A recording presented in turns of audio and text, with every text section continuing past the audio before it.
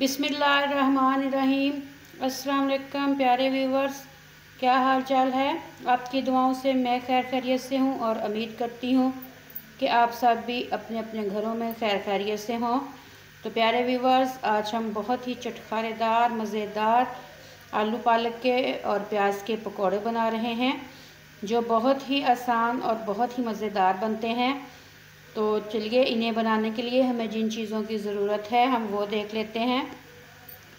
सबसे पहले मैंने 1 टेबल स्पून ये कुटा हुआ खुश्क धनिया लिया है, 1 टेबल स्पून सुरख मिर्चों का पाउडर, 1 टेबल स्पून नमक है मैंने लिया, 1 टेबल स्पून मैंने खुश्क कसूरी मेथी ली है। अगर आपने घर की खुश्क की हुई है तो वो तो बहुत ही अच्छी बात है। 3 से 4 सब्ज़ मिर्चें मैंने चॉप कर ली हैं और ये तकरीबन हाफ़ गट्ठी मैंने छोटी सी थी गट्ठी ये मैंने धनिए की साफ़ करके काट ली है। 2 बड़े प्याज मैंने चॉप किए हैं। 4 से 5 तकरीबन मैंने आलू लेके उनको मैंने इस तरह, जिस तरह हम फिंगर चिप्स बनाते हैं, लेकिन ये लंबाई में कुछ छोटे हैं, ये मैंने कर लिए है। हाफ़ गट्ठी ही मैंने पालक की लेके अच्छी तरह धो के उसे साफ़ करके मैंने काट लिया था। पालक को धोते हुए थोड़ा ख्याल करिएगा, क्योंकि पालक में मिट्टी होती है, तो मिट्टी को हमने अच्छी तरह से निकाल के साफ़ करके पालक को 2-3 पानियों से धो के तो फिर यूज़ कीजिएगा। और आधा किलो हमने तकरीबन बेसन लिया है। तो ये हैं वो सारी चीज़ें जिन्हें डाल के हम बहुत ही मज़ेदार से स्पाइसी से पकोड़े बना सकते हैं, तो जो इंशाल्लाह सबको बहुत पसंद आएंगे। तो चलिए, अब हम इन सारी चीज़ों को मिक्स कर लेते हैं और हम अपना पकौड़ों का जो मिक्सर है वो तैयार कर लेते हैं। तो चलिए, एक खाली बॉल लेते हैं, बड़ा बिग साइज़ का बॉल लीजिएगा ताकि सारी चीज़ें अच्छी तरह से मिक्स हो जाएं। तो चलिए स्टार्ट करते हैं अपनी पकौड़ों की रेसिपी को। ये अब हम अपनी सारी चीज़ों को मिक्स कर लेते हैं। सबसे पहले लेंगे हम आलू। बिस्मिल्लाहिर्रहमानिर्रहीम। आलू, प्याज,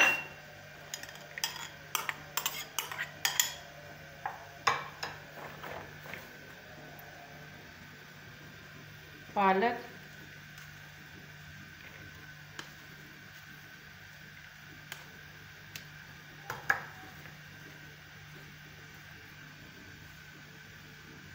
तो अब हम डाल लेते हैं बेसन। बेसन को हमने छान के अच्छी तरह से साफ़ कर लिया था।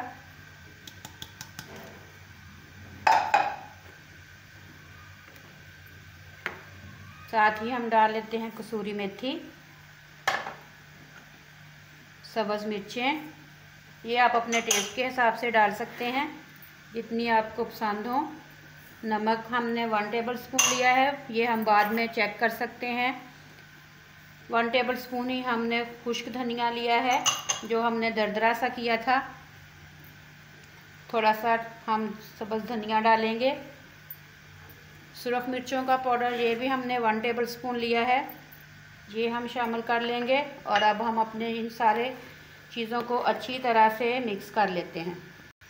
तो व्यूअर्स, अब हम हाथ से अच्छी तरह से कर लेते हैं, क्योंकि चम्मच से नहीं होगा। तो हमने सारे मसालों को अच्छी तरह से बेसन वगैरह में अच्छी तरह मिक्स कर लेना है इस तरह। अभी हमने पानी नहीं डाला, सिर्फ खुश्की मैं कर रही हूँ, क्योंकि हर चीज़ धोई हुई थी तो उसमें अपना पानी था। तो बाकी इसलिए मैंने पानी नहीं डाला कि इनको मिक्स करके जितनी ज़रूरत होगी हमें पानी की, उतना ही पानी हम शामिल करेंगे। तो अच्छी तरह से ये मिक्स हो चुका है। अब हम पानी थोड़ा थोड़ा करके हम पानी इस्तेमाल करते हैं, एकदम से हमने पानी नहीं डालना, ताकि ज़्यादा पतला हमारा मिक्सर ना हो जाए। ये अच्छी तरह से हाथों से ही मिक्स होगा, क्योंकि थोड़ा सा ज़्यादा है। आधा किलो बेसन के पकौड़े मैं तकरीबन बना रही हूँ। आप क्वांटिटी अपने हिसाब से कर सकते हैं जितनी आपको ज़रूरत हो। थोड़ा सा पानी और डाल लेते हैं।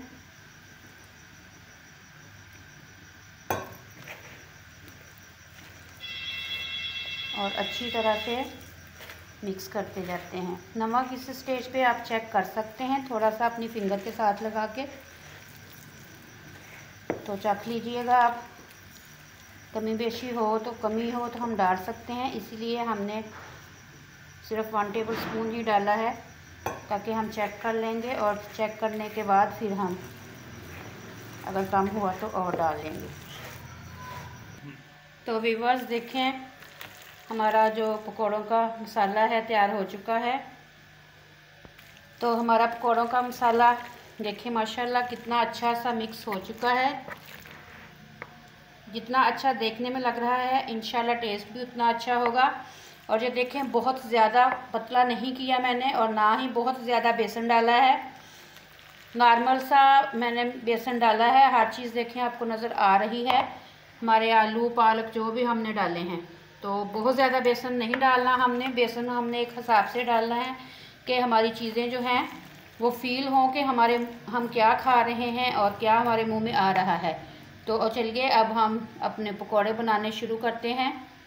मिक्सर तैयार हो चुका है और आप सब बहन भाइयों से मैंने अभी तक कहा ही नहीं है, रोज़ रिक्वेस्ट करती हूँ कि प्लीज़ मेरे चैनल लाइफस्टाइल विद रुखसाना को सब्सक्राइब कीजिए, मेरी वीडियो को लाइक और शेयर कीजिए और बेल के बटन को तो ज़रूर प्रेस कीजिएगा ताकि मेरी हर आने वाली वीडियो आप लोगों तक पर वक्त पहुँचती रहे।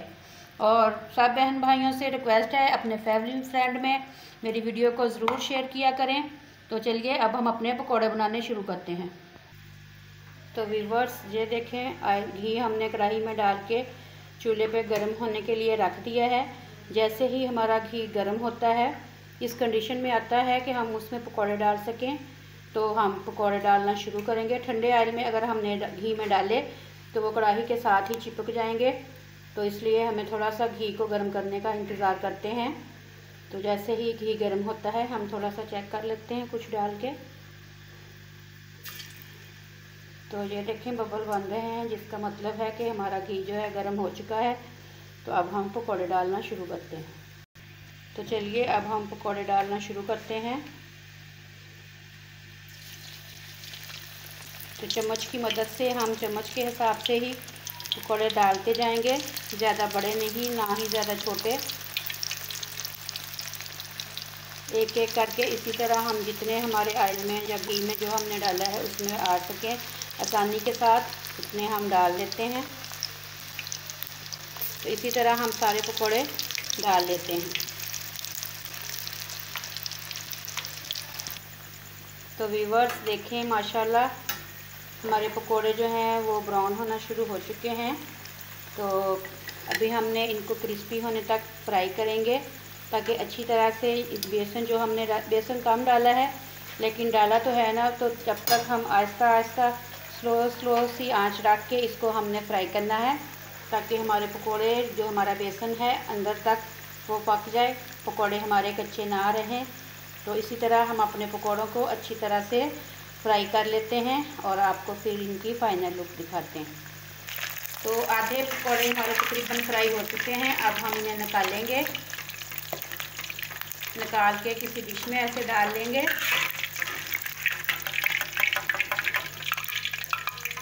ये मैं इसलिए निकाल रही हूँ, मैं आपको बता रही हूँ कि हमारे पकौड़े अंदर से कच्चे ना रहें। तो ये एक तरीका है जो मैं आपको दिखाती हूँ। तो अब हम अपने पकोड़ों को इस तरह डिश में इस तरह डालेंगे और इस तरह की एक प्लेट ले लें। इनसे हम इनको इस तरह अच्छी तरह से प्रेस करेंगे। ये जो फूले फूले से पकोड़े होते हैं इनकी वजह से अंदर तक हमारे पकोड़े जो हैं फिर वो कच्चे रह जाते हैं, पकते नहीं हैं। जो देखें आपको नज़र आ रहे होंगे, मैंने इनको अच्छी तरह इस तरह प्रेस कर दिया है, आपको नज़र आ रहा है। तो अब हम इनको दोबारा से ऑयल में डाल देते हैं।